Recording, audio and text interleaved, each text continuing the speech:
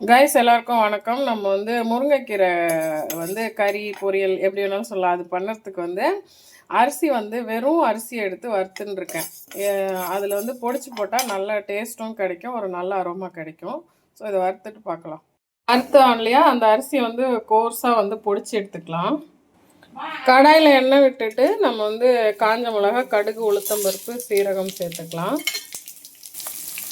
அதுக்கப்புறம் வந்து ஆனியன் சேர்த்துருக்கோம், கார்லிக்.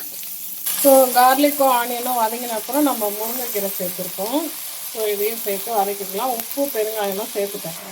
ஸோ இதை வந்து மிக்ஸ் பண்ணி விட்டு நம்ம வந்து அப்படியே அடுப்பை மீடியம் ஃப்ளேமில் வச்சு மூடிட்டோம்னா நல்லா வெந்துடும். அதுக்கப்புறம் ஸோ முருங்கைக்கீரை வந்து வெந்துட்டு நம்ம அந்த பொடிச்சு வச்சோம் இல்லையா அரிசி வெறுமனே வறுத்தது, அதையும் மிக்ஸ் பண்ணிவிட்டு ஒரு கலந்து விட்டுட்டோம்னா சூப்பராக இருக்கும், செம்ம டேஸ்ட்டாக இருக்கும். ஸோ எல்லாமே மிக்ஸ் பண்ணியாச்சு, நல்ல அரோமா கிடைக்கும். கண்டிப்பாக ட்ரை பண்ணுங்கள். Thank you so much. Stay healthy and safe.